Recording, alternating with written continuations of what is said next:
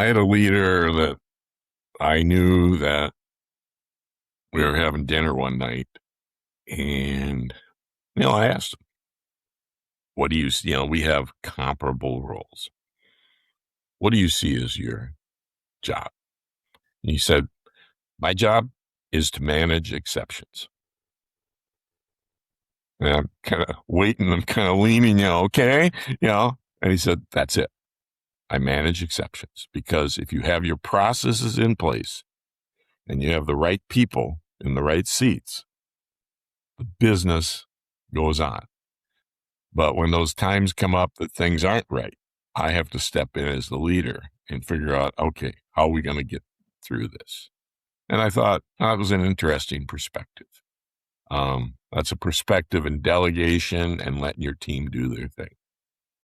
What was the last storm you faced in your life or in your career, even in your leadership journey? And how did you get through it? What are you going to do differently next time? How has it changed your outlook on career, leadership, life? My guest this week is Bill Derrick. He will be talking about his own journey from his civil engineering background to successful entrepreneur in the construction industry. He talks through some of those challenges, some of those storms that he has faced in his career, like the big credit crash, the recession of 2008. He talks about the importance of resilience, how faith helps him through these things, his positive attitude, and how that can support in overcoming adversity. He also reflects a little bit on some of the storms of life, not just career, and the lessons that he's learned from his experiences, including the value of knowing when to seek help, the significance of leadership, and particularly an approach to it that puts empathy and support, people first. And drawing all of these things together, we talk about how it's all shaped his perspective on life and on leadership. I really enjoyed recording this episode as kind of a heartwarming story at the center of it all, and a positive outlook on life, leadership, and career that I think any manager, whether you're new or experienced, could benefit from. So give us an hour and a bit of your time today. See what you can learn from Bill's experiences, from his story. And do listen to the end or check those show notes below for links to Bill's websites, to learn more about him, and perhaps take the next step on your journey to getting through the storms of life.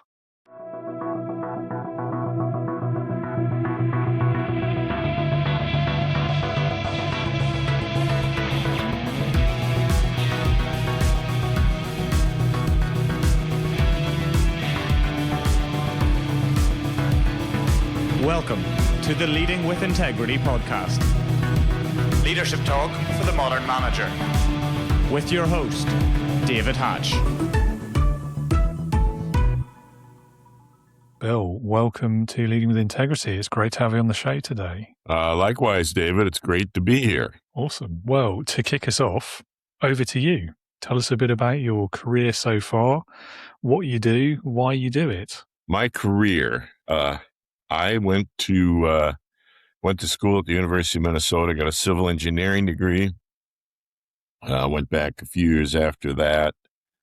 Went to school at night and got an MBA degree in finance. I kind of set myself up to, in my mind, my goal was to be an executive in a larger firm, maybe construction oriented, real estate oriented, something like that, because I kind of grew up in that. My father, was a contractor. And so it's kind of what I knew. Anyway, I did out of college, I took a nice job with a large, heavy construction contractor that did locks and dams and bridges and mine shafts, tunnels, stuff like that. It was actually kind of fun. My first job, I was on a lock and dam project in Alabama. A little bit of a culture shock for a young man from the upper Midwest, but nonetheless, it was a great experience. From there, I went to work for a large building contractor and worked on high-rise construction buildings, mostly in downtown Minneapolis. a couple of the taller buildings there I can put my name on and said I was there during construction, which is kind of fun. And then from there, I moved around. I went to another contractor that worked on medical office buildings, some warehouses, stuff like that. And it was about, I was into my career well over a dozen years. And my father called me one day and said he was thinking about retiring. He was still a young man. He was in his early 60s and thinking about retiring early and selling the company to his boys or whoever wanted to. So, and I was the oldest son. And he said, so if you're at all interested, now's the time. And it was a little disruptive because without going into it would be like, the only thing I can compare it to is like if my wife and I with our kids were living on we were way over on the west side of the Twin Cities, and his business is in, our business is in western Wisconsin. So the other side of the Twin Cities. So it was quite a jaunt. It was very disruptive to our lives. And I was really kind of unsure. I had a good job. I mean, I was working for a gentleman that I enjoyed working with. We were doing some great stuff together. I felt valued with him. But then one day I had breakfast with a gentleman that I had met. He owned a large concrete and masonry company, and I had a lot of respect for him. And I sat down with him at breakfast and told him my dilemma. And he said, tell you what, Bill, let's get up and walk around the restaurant and do a survey of those that would like to continue working for someone else and getting paid whatever someone else tells them they're going to get paid, or would like to have ownership in their own company. And I looked at him and just kind of, the light went on, David, and I just kind of said, okay, I get the hint. So I decided to go over there, and started in business with two of my brothers and then one other gentleman that was about my age that had been working with my dad out of college, and we knew him real well. So it was a good partnership. And with my dad, there was 5 of us that kind of took over the company and grew it from there. And this was in the early 90s. And we've been going since then. And now it's myself and my younger brother, the primary owners. And, things are doing well. That's kind of the career path I followed. Well, fair enough. Yeah. I mean, it feels like a no-brainer after you've done it, though, doesn't it? But at the time, like, I can totally get that because it's a risk, and you're trading job security and like predictability of income for you don't know what yet. So it's not that clear-cut a choice, I think. David, it's one of those things where there was a few years where I said, if I would have just continued my upward mobile career path, I could be making a lot of money without all the risk. You know what I mean? Yeah, absolutely. And there was times I thought about that, but there were other times where I said, I'm great. I had a gentleman that my wife and I knew that he always said to us, the problem with working for someone else is eventually you're going to get fired. And at first I said, well, that's ridiculous. I'm not ever going to get fired. But he said, so what happens when you turn 65? And I said, well, I might retire. What happens if you don't want to retire then? You're going to retire. And so, it's that way. And so here I am now. I'm 71. I'm not bragging about this. I'd like to tell people I look rather marvelous for 71 years old, but I keep myself young, my mind young, and I still enjoy being involved in the business, and no one necessarily is forcing me to leave. And that kind of freedom is kind of nice. So Yeah. I mean, obviously I agree because I also own and run my own business. yes, So, yes, you um, know the feeling. Yep. yeah, I mean, there definitely was that moment, and I think that the financial security is not to be underestimated, and we'll talk about that again in a minute, I'm sure. But there's also there's always, when you're working for someone else, particularly if you've been there for a while, there's always reasons to stay doing that and to avoid the unknown and not do the other thing.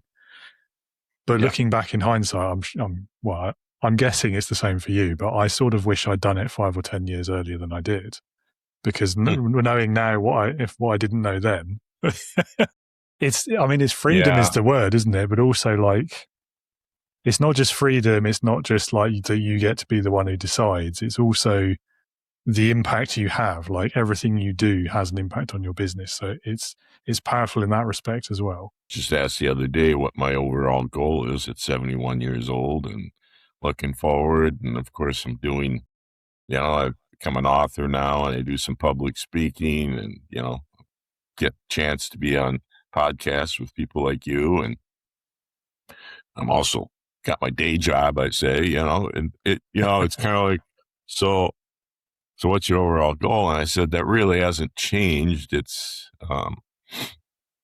using my faith to make a positive impact on the lives of others in all I do. And to that, somewhat to your point, if you have your own company, if you're, the leader, so to speak, of the company, you have a little bit more flexibility in how you accomplish that. I can have, I can do some things that I couldn't do if I was just an employee of the company, unless I could convince my boss that, hey, we should do this, And of course he said, yeah, we'll get back to you later, it's the usual, so. But, yeah, I mean, there is a lot to be said for not having to waste months of your life getting the boss bought in on some thing that is a good idea, but they won't accept and it. then him coming out with this great idea that you told him about, and he takes credit for it. Yeah. Absolutely. Yeah, I think that's a cliche for a reason, isn't it? Because it happens so much. Yeah. Absolutely. Yeah. And I don't know about you, but for me, the mental health aspect as well. We hear a lot about solopreneurs and entrepreneurs and burnout and stress and all of that. I've kind of had the opposite experience, really. My mental health has only got better since I started working for myself. I don't know. Maybe I'm odd. Yeah, there's stress. It depends on, some of it depends on business. And true. If we get a chance, as we get into my story a little bit, during the downtimes, your mental health is challenged. Let's put it that way. I'm not saying it has to go negative, but it does get to be challenging, especially when you realize the number of people and families and that you're responsible for as an employer. So. Yeah, I guess I'm fortunate in that I'm a solopreneur, so I don't necessarily have that aspect to worry about, although I've still got to pay the bills and keep the roof over our heads. And, you got to pay the bills, yeah. Yeah, but then I'm not alone in that either. So there we go. Yeah. Okay, so, I mean, the timing of when you were running a business, and particularly in that industry as well, I know we're going to get into the adversity side of things as well, but obviously 2008 is going to loom pretty large, I imagine. Mm-hmm. So, I mean, how did you deal with that kind of adversity, and what did you learn from those experiences? Yeah, I think the first thing I had to do was realize it was adversity, that this was a problem. I think it's tough. You recognize that things aren't going as good as we want them to. Maybe it'll just get better here in a few months. Maybe it's a short-term thing. Maybe it's, and maybe it's not going to be that bad. And, you talk, you sit around your conference room table with your partners, and we're all kind of trying to help each other out as far as keeping, keeping your attitude good. And, the experts going into 2007 into 8, the experts, I understand experts. I don't know if I quite respect them as much as I used to, but the experts said that we were going to have a downturn in the housing industry of about 10%, and it might last for 6 months to a year, and then everything will bounce back. Well, that's not the way it was. And, so for certain for us, it's not the way it was. And it was much, much, much worse. And, we were probably doing 25, 30% of what we were doing before the recession. Wow. Well, when you build a business plan and put the overhead in place and everything else to handle that kind of revenue, and then all of a sudden, 75% of it is wiped out, it's tough. But as I was saying, I think the first thing is you got to recognize you got a problem. And I know in our case, some of the things we had to do, like get rid of some of our equipment, lay off some people. The layoffs of the people was really tough. And I think our firm, along with others during that time, one of the mistakes they made, and I say that lightly because is it really a mistake? But one of the things that we did was hang on to employees longer than maybe we should have, hoping that things would get better and not wanting to see people lose their jobs. But quite frankly, we laid off well over half of our workforce, and it was really tough. So we had to do some proactive things to account for the financial side of it. And then we really had to have the attitude of we're still in business and we still need to act like business people, and we need a plan. And we have to have a plan going forward. The plan does not look at all like our strategic plan that we had in place, but it's time we change that plan and have a plan for survival. You kind of go into a survival mode, I guess, and it's amazing what you will do and what your mind will do when you get in that survival, mode. When you got that tiger chasing you down, you're in survival mode. And in our case, that tiger was several banks, 3 or 4 banks that we were dealing with, that we had loans with, and we weren't making enough revenue anymore now to pay them back. A lot of our land was just sitting there, was undeveloped land waiting to be developed. Well, there's no revenue off that land. There's only costs involved.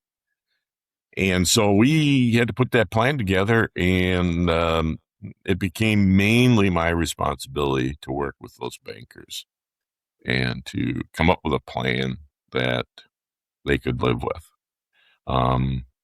Some things like, just trying to convince them that we were worth more to them alive than we were dead. Dead being, you go ahead and foreclose on us and sue us, take our property, and come after us because of the personal guarantees that we had signed. You can do that, but in the end, you're going to get more money by letting us live and trying to pay you back. And eventually, after many years, we did pay everybody back. And so that was one thing, trying to just work through that. And but the hardest thing is you have to develop this attitude of quitting's not an option. And that came from a conversation I had during that time with a gentleman that was a general manager of a car dealership in town. And it was probably around 2009 or something like that, somewhere in there. And I think the auto industry was starting to come back. The recession officially ended in the fall of 2009. You would never know it in our business because ours was maybe a 5-year deal. well into 2012. But I was talking to him, and I said, the hardest thing, Mike, is not knowing when it's going to end and not knowing when it's going to end. I mean, that's just really hard. That was starting to weigh on me a lot at that time. And he, over the phone, he just said, well, you can determine the ending right now if you'd like. And I said, how would I do that? And he said, just quit. Give the land back to the bankers, let them sue you, you know, on and on. And I, on the phone, I said, well, quitting's not an option. And it was like he woke up that part of my brain that maybe hadn't been speaking very loud, you know? And from that point on, I realized the job as leader was every day to have an attitude that I'm going to do something today that's going to get us one step closer to getting out of here and one step closer to actually surviving. Some days you didn't know what that was, but at least you had that mental attitude that, you know, we're working towards ending this in a positive way, not waiting for the Grim Reaper to come and close us down.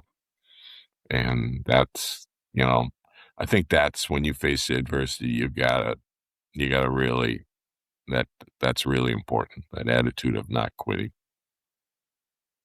Yeah, and it must have been a bit, what's the word, galling, I suppose, having to deal with the banks when, you know, it's fair to say the whole thing was their fault, I think, in the first place. Like, well, yeah, you know, I'll put it this way, that everybody during that time wanted to place blame on somebody. You know, if it wasn't the banks, it was the appraisers that overappraised property, and you know, it was the developers who were buying property with no money down, so to speak. Now, we didn't do that, but didn't do any good.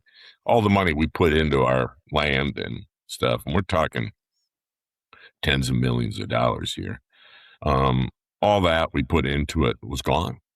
I mean, it was just, you know, values went, you know, and so it was a tough time. It was, you know, I think one thing that helped me during that time was having never gone through something like that before. I didn't know what I didn't know. So I was creative a little bit. I'd go into a banker and I'd say, here's the deal. Here's how this is going down, you know, using that phrase. We're going to do this and this. We'll pay you back this. And the banker would look at me and say, what do you know, it's kind of like, where'd you come up with this? You know, we don't do that. And I said, why not? You know, do you not want your money back? Isn't this a reasonable approach? And eventually we'd come up with something that, you know, along that line or something that, yeah. So we were creative, but obviously we needed it to end. I mean, we couldn't have gone on forever that way. And that's one of the advice that I would give people that are going through hard times, not just financial times, medical or loss of a loved one, the grieving process, whatever it is. You know, I call them storms in life. I always say, one of the first things I say for advice is the storm will end. Even though when you're in the middle of the storm, it feels like it's going to go on forever. And that is a hard thing to face. So if you can face it up, you know, as soon as possible, that this storm will end. May not end the way you want it to. You know, not all storms end with you know, everybody lived happily ever after type thing, but the storm will end. And sometimes that storm is the hardest. You know, it is really hard. And, you know, we're grieving, so to speak, in a financial situation or whatever it is. We're grieving from not being where we were because we liked where we were. And all of a sudden the storm comes and upsets everything. And really what we're doing is we're on a journey to someplace else, a new normal. And we don't like that storm. And we think it's going to be with us forever. And it isn't. It will end. Yeah, that's a great point. And I've heard that a few times when we talk about resilience, for example. And I think one of the most important aspects to someone's ability to be resilient is knowing that there is light at the end of the tunnel. However, eventually it may be, it is still going to be there. That's right. And I think that speaks to like the human mindset, human condition a little bit, doesn't it? Like if we're stuck in something and there's no perceivable end to it, it makes it a lot harder to cope with. So Yes. great point. Yeah. So something else that I think you've hinted at there, and something I know you've spoken about in the past, is taking pride in needing to be in control. Now, that seems like in these sort of situations, these sort of storms, I mean, that's kind of impossible, isn't it? Let alone being able to take pride in it. So, I mean, how did that perspective change over time and through these experiences? Well, it needed to change. And anyone that reads my book, Restored by the Storm, the first few chapters are about the pride I had in that I was in control of everything. And, pride can be good. Pride's a good thing. I don't mean to, in this case, we're kind of painted it more as not so good, but I had life all figured out. And my wife and I were very successful in the business world. And then when we started having our family, I mean, I always say we were even successful there. We had boy, girl, 4 kids, boy, then a girl, then boy, then a girl, I mean, so everything we did, we just planned on succeeding because we were in control. And I probably didn't have a lot of empathy for those people who, whatever was going on, I probably had more of a buck up, it'll get better, type attitude. And, but this financial storm, and I don't mean to say that the 2 storms I talk about in my book are the only 2 storms I've faced in life, but they're the 2 that I wrote about, probably the 2 most momentous storms. But really the first storm, the business financial storm, I describe it as God deciding to take a 2x6. So I was in construction, or am in construction, take a 2x6 and hit me upside the head and said, you need to learn a few things. And, when you're in the situation we were in during the Great Recession, you find out that you're not necessarily in control. And you have to relinquish a lot of control to a lot of people. Bankers, in our case, were probably number 1. And accountants and, consultants and all that. And in a way, it was like a weight was lifted off of me. It was sad that I couldn't control things the way I wanted to, but it was also a weight lifted off of me that, you mean I'm not in charge of keeping all the balls in the air all at the same time, and that some things aren't going to go the way I want them to. And the attitude I have now, and I tell people that, quite frankly, we can control 2 things in life. Now, I could sit down with a lot of people and we could have a philosophical discussion about it. But for me, it's pretty simple. We can control our attitude and we can control our effort. And the attitude is just extremely important, especially during hard times. And the one thing that, I like to quote Zig Ziglar, because he would always say, an attitude of gratitude. You got to have an attitude of gratitude.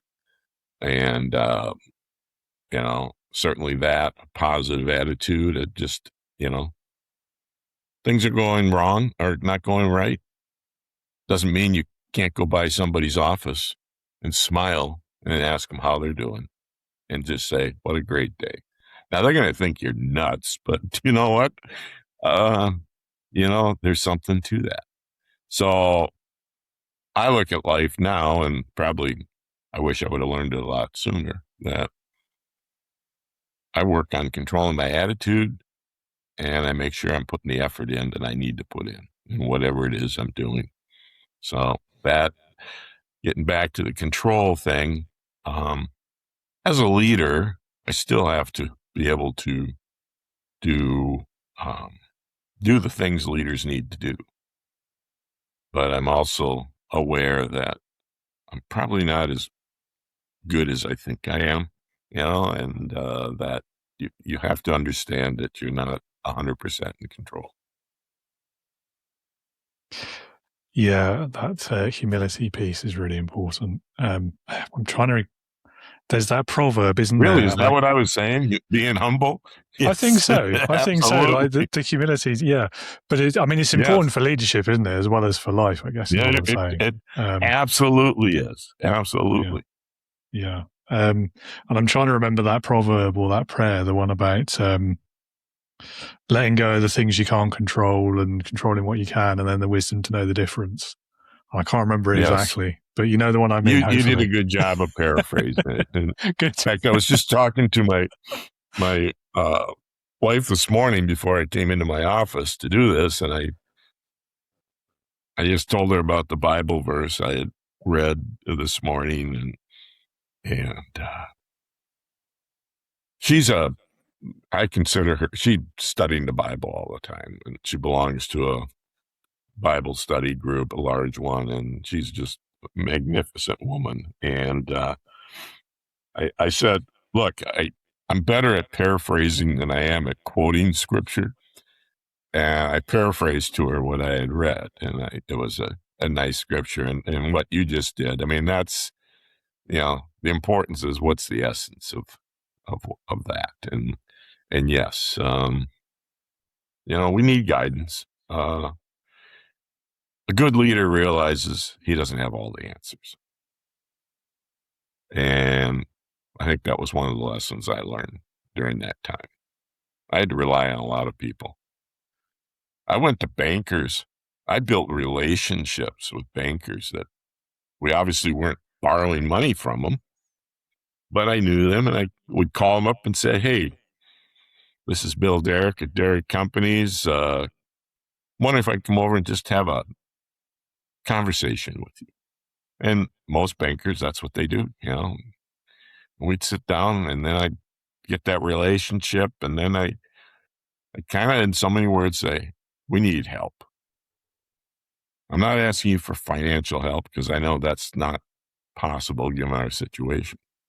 But I need, some of your wisdom from a banking perspective and what we do. I don't think that's something I would have done before the Great Recession. And, I learned that I need to get as much input as I can from other people and use that wisdom to help us go forward. So. Yeah, it's another very powerful leadership lesson, isn't it? And we hear buzzwords a lot these days, like vulnerability is one of them, for example. Mm-hmm. And I think, there's that thing around, and you just gave words to it just a minute ago about leaders having that expectation, like not just from others, but for themselves, that being a leader means I have the answers. I know all the things. I can solve the problems. I can do all of those things. But actually, in that context of when things are going wrong, what that usually leads us into as leaders is not being able to ask for help when we need it. And I think that's such an important lesson, because the team you're leading, the company you're leading, if you can't ask for help when you need it, it's all going to fall apart really quickly, isn't it? Very quickly. And you know what? If you're working with your team members together like that, guess what they feel? They feel valued. Mm-hmm. They want to help. Even if, they're not an owner, they know that it's not their financial risk. Their job is at risk, but beyond that, and they appreciate the fact what you're going through, and they appreciate the fact that you value them enough that you're willing to listen to them. So Absolutely. I mean, it feels like a stupid thing to say that if you don't ask for help, then nobody will help you. But like, it's so obvious, isn't it? And yet, so many people, like, we get tied up in our own minds, don't we? And just afraid to do it. And you follow that, say, well, if that's so stupid, it's so easy. How come people don't do it? Well, I'm not saying it's easy, but obvious, maybe. Yeah.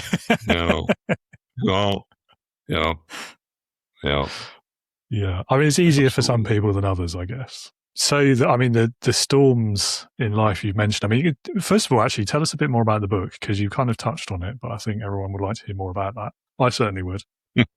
People say, well, wait a minute, you said you have an engineering degree, a business degree, and you're in construction, real estate, and all this. And how does a guy like you write a nonfiction book like I wrote? I go, well, I got this other side of my brain too, and every now and then it fires off. But while we were going through this financial storm, I would say things like, I'm going to write a book, and it's going to be what the experts don't tell you. Because, getting back to the experts again, but this is how you do business. You got to do this, and this. You got to hire these people, all that. Well, there's a lot of other things that they don't tell you that, quite frankly, you learn the hard way. And so I always said, well, I'm going to write a book about that. And I'd tell our accounting firm that, our principal who we worked with, I keep telling him, I want to write this book. He said, well, you do that, Anyway, so the book is about, I lead into those hard times that we had.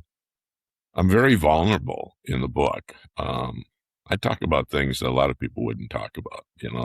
I just kind of lay myself open, saying, this is who I am. Yes, this is how I felt during this time. And I dare say that any of my partners in the business at that time, brothers, others that would read that book would probably say, oh, come on, you didn't really feel it. I mean, you don't talk about things like this, and so I kind of laid that open because I realized I wanted to touch the lives of people who are going through hard times.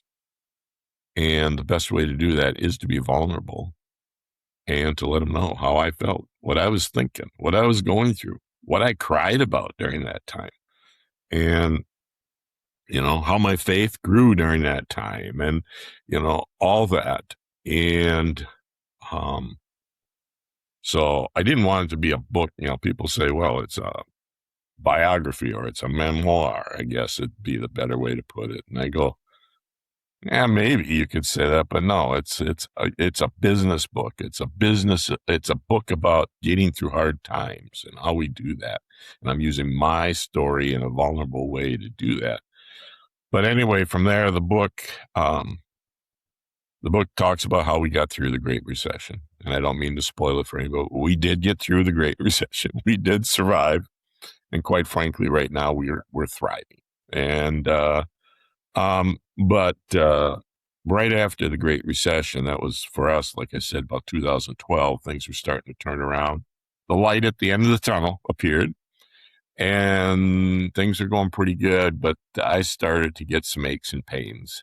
And mainly my chest, around into my shoulder areas and that, some aches and pains that were just unexplainable. I'd be out jogging and I could feel, the old word chest pains, but they weren't, I knew there wasn't a heart issue. Something that wasn't right. So they did a lot of tests and one thing led to another. And, in the fall of 2013, I was, basically Thanksgiving week. I was diagnosed with a non-curable blood cancer called multiple myeloma. Deadly disease. It's killed a lot of people over the years. And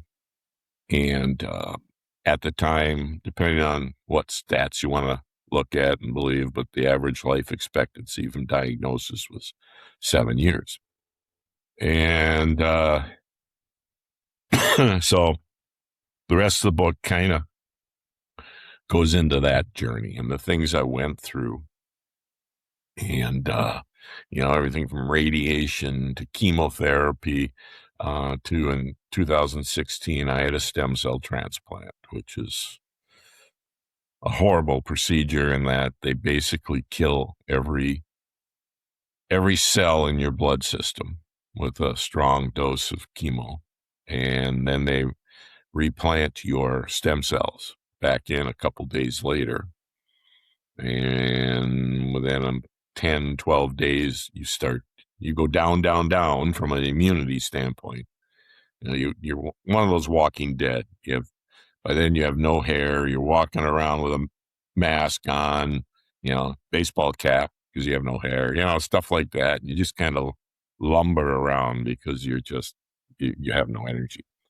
And anyway, then things start to get back, and I was out of work for four months, and that gave me a lot of time to think. I talk about this was the time that God gave me to say, I want you to stop and think. In fact, God said, I'm going to make you stop and think.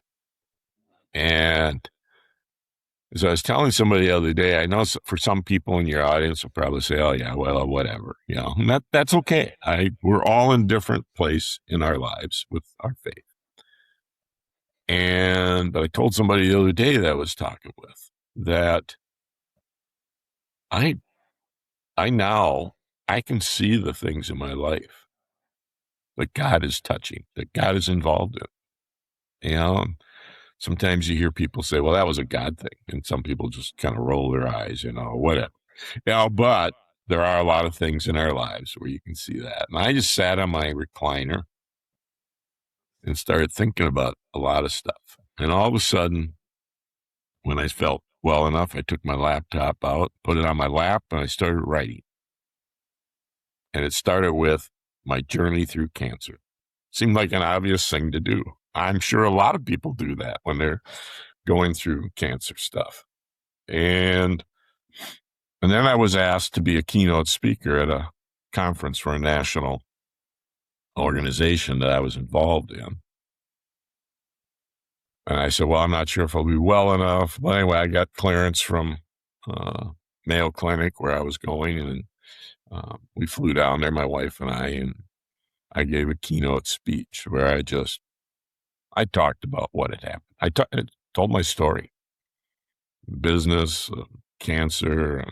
I stood up there with not a stitch of hair on my head. Well, maybe some fuzz here and there, but, didn't look really great, but told my story. And I realized then that I had a powerful story that needed to be written.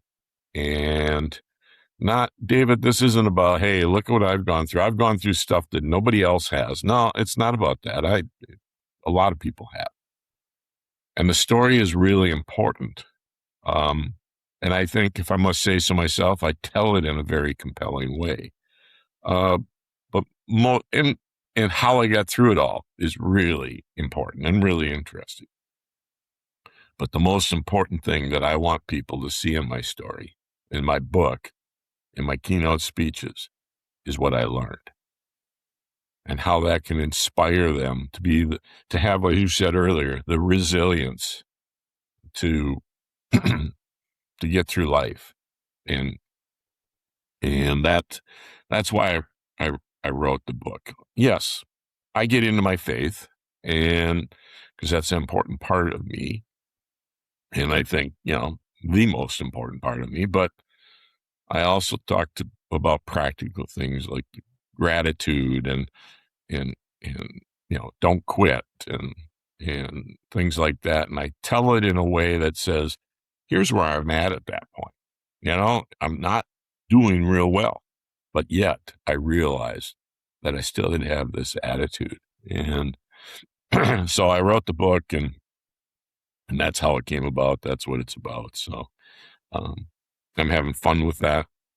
I'm having fun getting up in front of people and telling my story. And, God, I believe, gave me gave me a speaking voice. He gave me a very good voice for speaking. I've had some good friends that I can take it from, and they say, "Yeah, you have a face made for radio." So yes, I've heard that one as well. Yeah.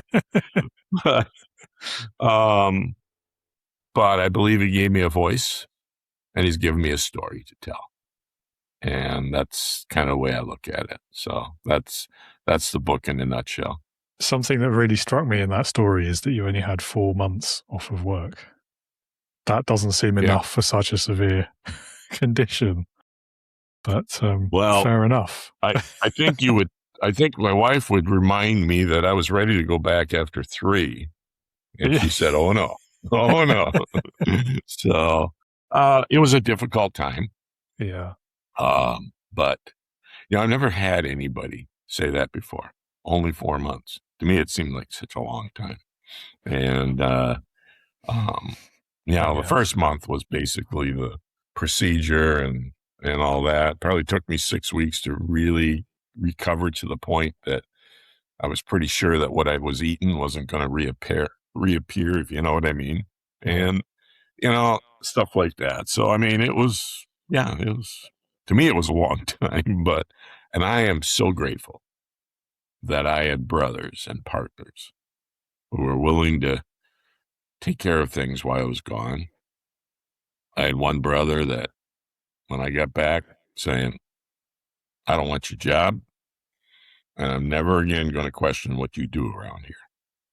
Because sometimes as CEO, you're taking care of the things that, sometimes don't show up. I mean, I'm not running jobs. I'm not doing estimates for jobs, and not out in the job site a lot, that kind of thing. And people don't necessarily, know what it is I do, but there's a lot of things in leadership that are done without people really knowing what that is.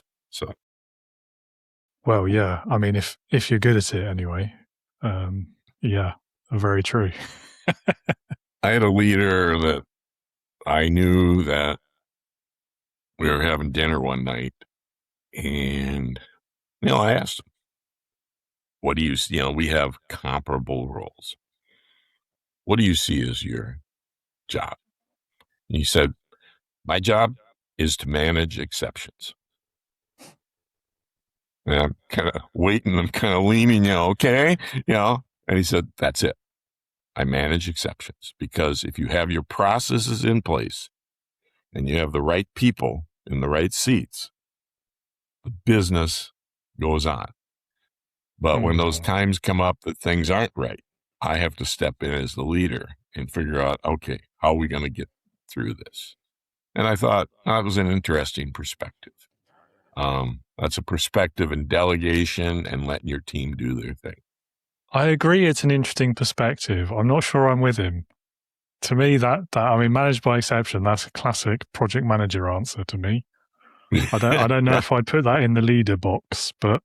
Well, I understand. These are all things that you take them in and you go, okay, so. But then who am I to say? Like, if it worked for him, fair enough. Yes. Well, thank you for sharing that story. I think genuinely inspirational. I think what we're talking about with resilience and knowing that there's light at the end of the tunnel, all of those things, I think it all kind of came together in that story. And I think there's powerful lessons there for leaders and for anyone in life, frankly. So when we think about these storms, as you call them, I do like that word, I have to say. It's very evocative.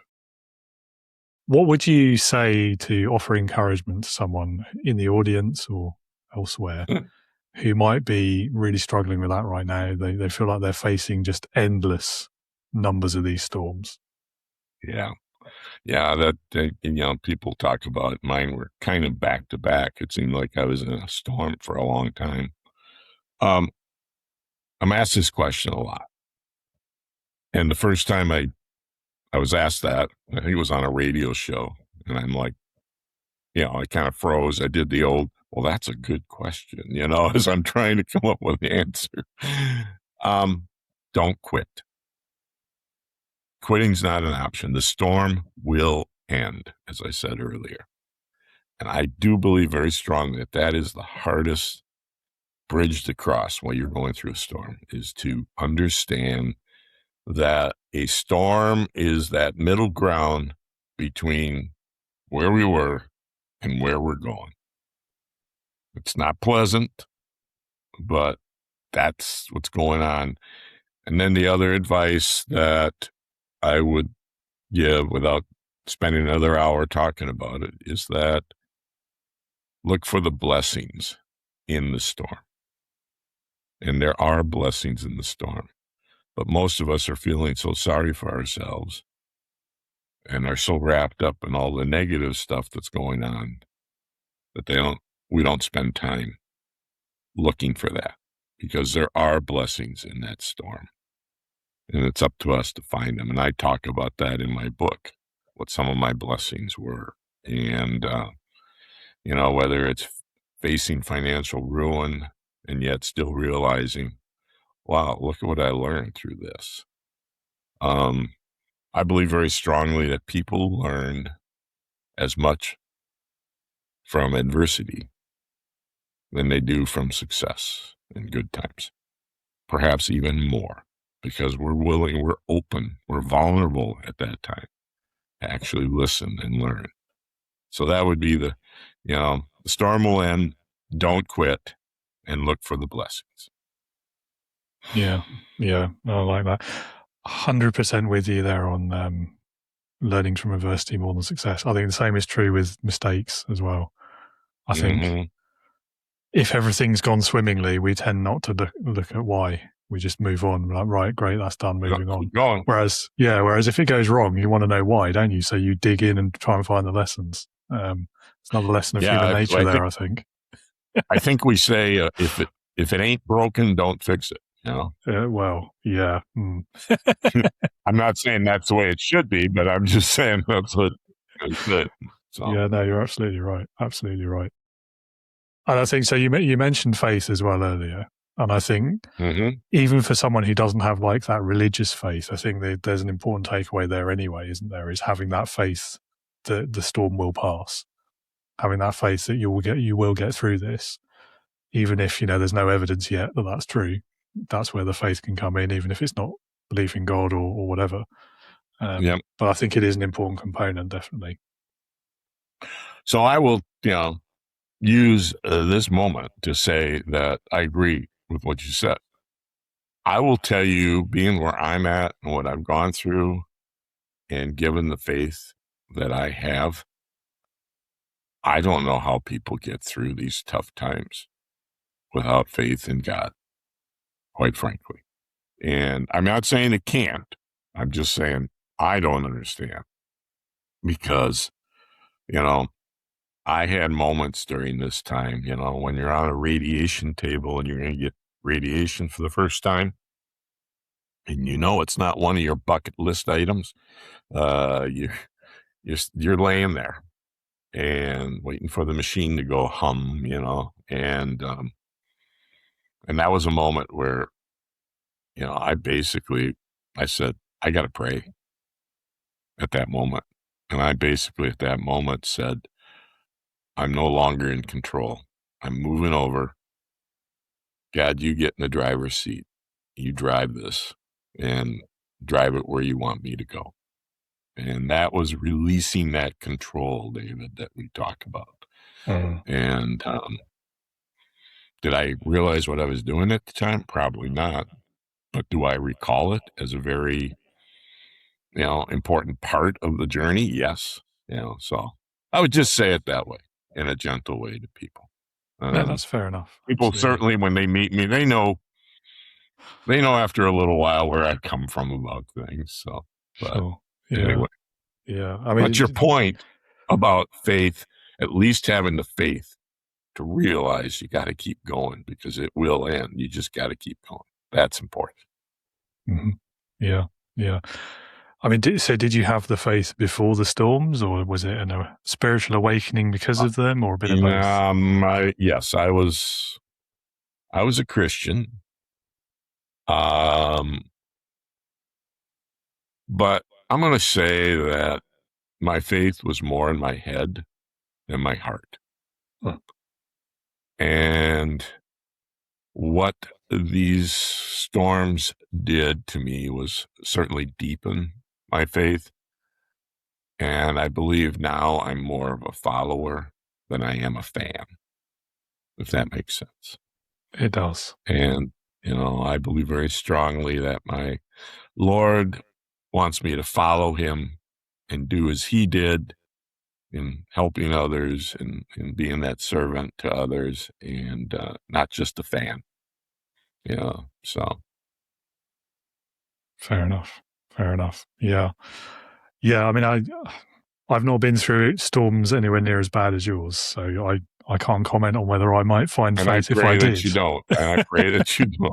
Appreciate that. I appreciate that.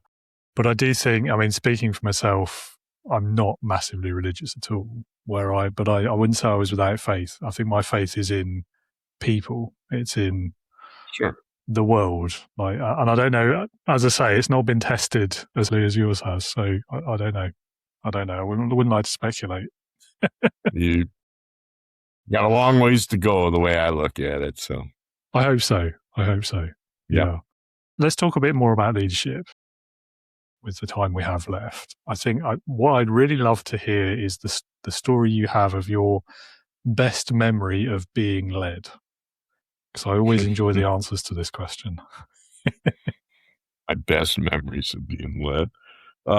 Sometimes I would say that we learn as much from our leaders that have led us in the past. We learn a lot from what they did as far as negative things, and you learn from that.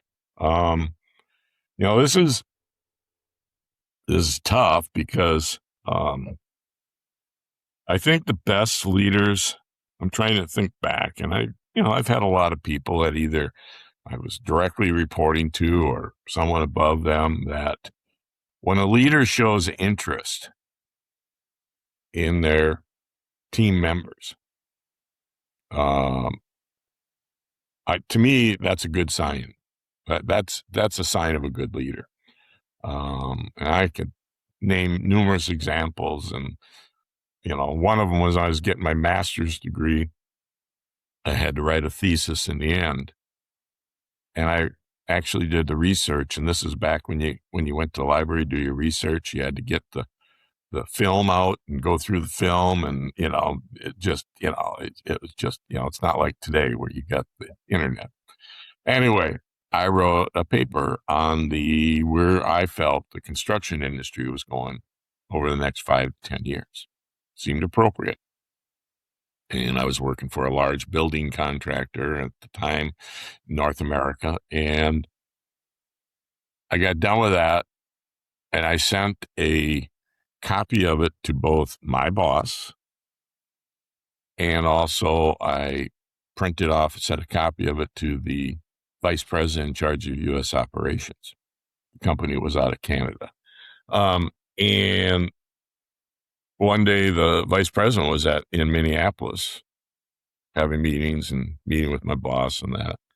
All of a sudden the vice president comes into my office and said, "Hi, Bill." And I go, "Hi, Ron." Not that I talked to him a lot or whatever. And he said, "I really enjoyed that paper you sent me about the future of the construction industry." And that, I read it. And I said, "Well, thank you." And he said, "Do you have a copy of it here in your office?" And keep in mind, this isn't like you could pull it up on your computer and print it out, And I said, "Yes, I do." And he said, "Can I have a copy of it?" And I said, "Well, Pat's got a copy." I gave a copy to him too. And he said, "Yeah, but he can't find it." So I learned two things there about leadership. And if you know what I mean, without going into a lot of details, but I still remember that. Vice president of U.S. operations coming into my office. I was just a project manager, and coming in and saying, "I'd like to see a copy of that. I need it right now." And that was good. It told me I had value. And So I remember that. I also remember leaders who are willing to pitch in, willing to help. I had one that he said, a lot of leaders say this, but I'm not going to expect anything of you that I wouldn't expect of myself. And boy, he lived that. Somebody'd be working on something, he'd walk by and he'd look and he'd say, "Here, let me help you with that." "Oh, I got it." "No, I got time. I'll help you." So, and no matter what it was, and even down to the very simplest thing, where one guy I worked for said to someone once, because he was going into a meeting, he asked one of the secretaries, as we called them back then, to make a cup of coffee, make some coffee and bring it into the conference room. And this guy, he got upset. The boss got upset with him for doing that. And, whether that was right or wrong, I don't know.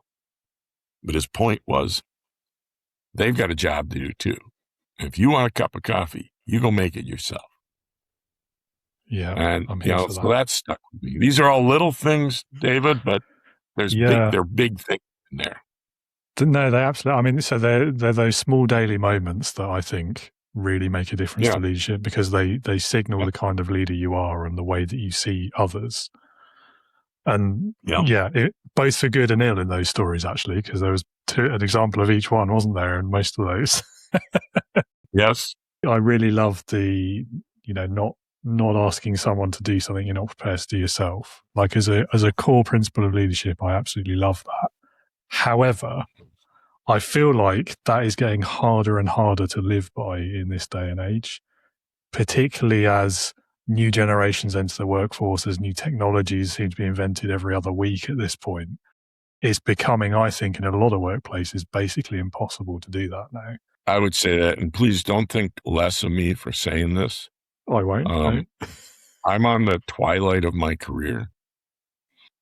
And there's days where I'm glad that I'm on the twilight of my career, because I don't know if I could go another 20 years, at a pace where, and with what's happening with the next generations that are coming up. And I'm not saying that in a negative way. I'm just saying, I'm not sure how to keep up, so. Yeah, I know what you mean. I mean, the pace of change is getting ridiculous, isn't it? Mm-hmm. Absolutely. So, I mean, I think a modern modification for that phrase is, don't expect anyone to work harder than you're prepared to work, because then you don't have to know everything, right? And that's a great modification. Yeah. Yep. I've used that phrase where, I'm willing to work just as hard as you. And, that's important. If you could start your career over again, is there anything you would do differently? To make it simple, I would answer no. Are there some things that I wish would have went maybe a different way? Or are there times where things didn't go the way I wanted them to? Yes. But I've enjoyed the journey, and I'm going to say thus far. I've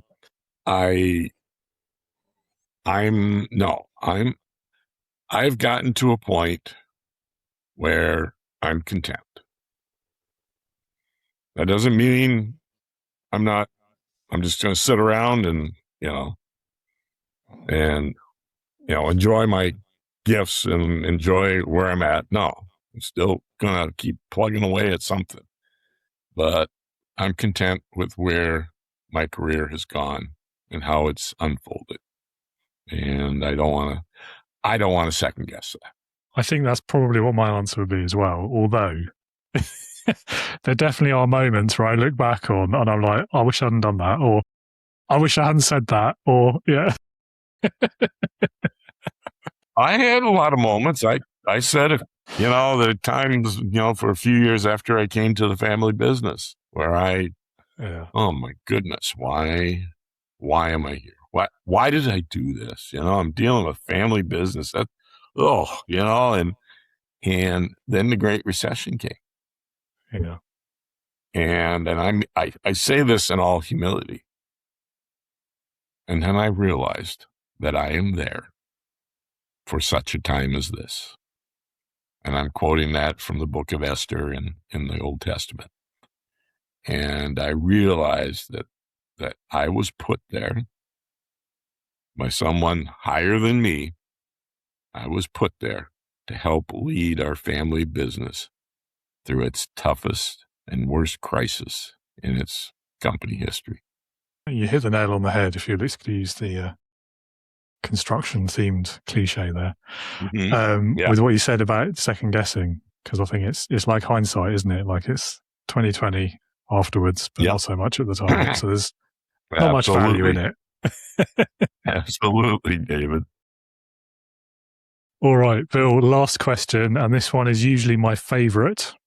It's called Leadership Heroes. Leadership Heroes. So if you had to pick one person, okay, it's got to be one. You can't have more than one, although people keep trying. But it can be literally anyone you can think of. So they could be alive or dead, past or present, real or fictitious, if you like, as well. But someone who, in your opinion, perfectly embodies leadership. So who is that for you and why? So I talked with my wife last night on this. I said, who's my hero? And I read it just the way you would, past, present, dead, alive, fictional, or, not. And I said, David's asking a really tough question here. And pretty soon you're going to say, Bill, get to the answer. But anyway, I'm thinking about what a great leader is.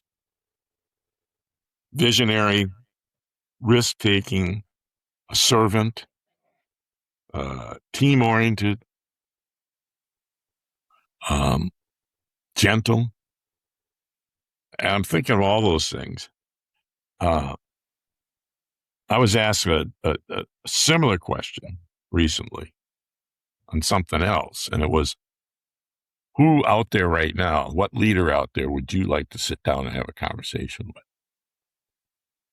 Not the same question, but I was having a 71-year-old brain moment at the time. I was thinking of Elon Musk, and I couldn't think of his name. It's like this blank stare into the screen, and I finally said Jeff Bezos, because of what he did to build that business and how he brought to life what the visionaries had talked about when I was younger. Someday you'll be shopping off your TV set or off your computer and all this, and we're all going, really? Yeah. And Elon Musk, what he's done is unbelievable.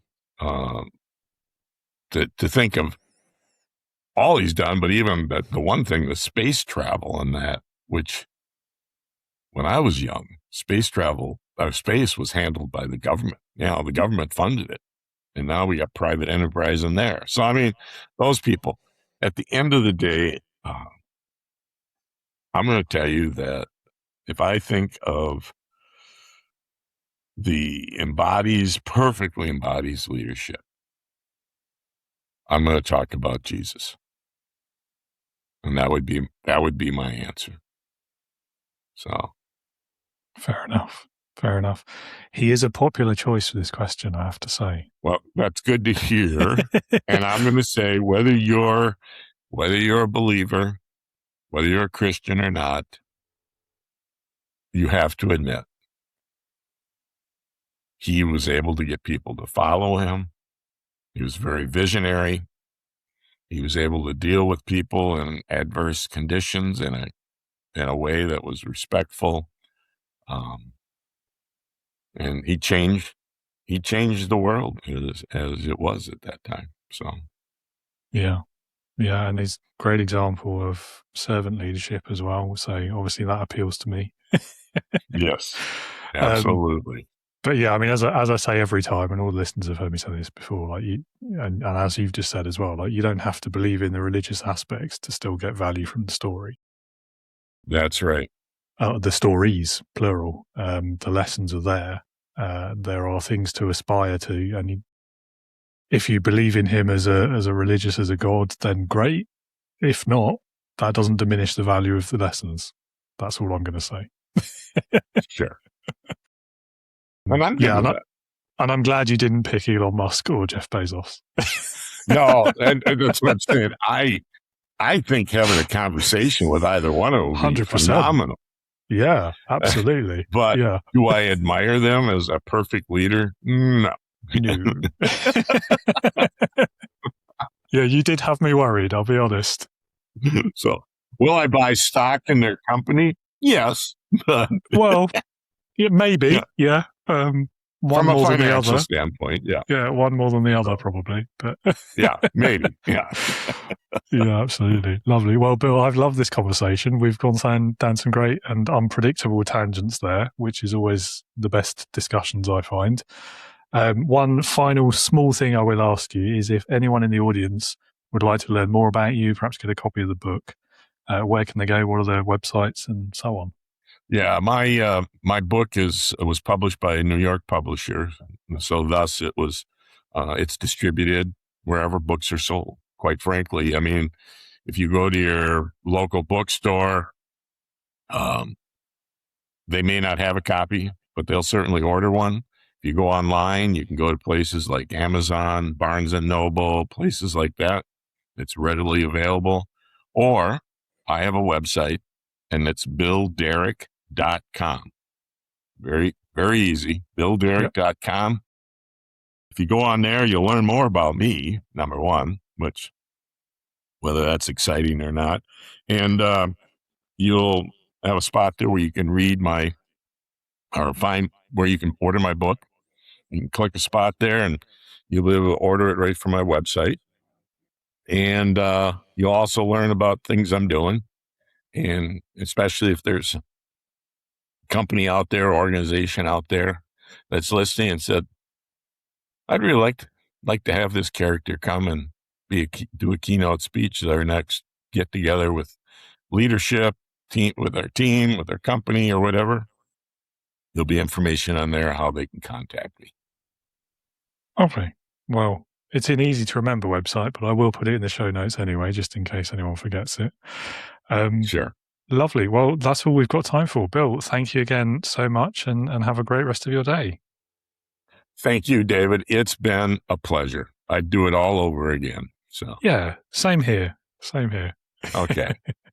Thank you.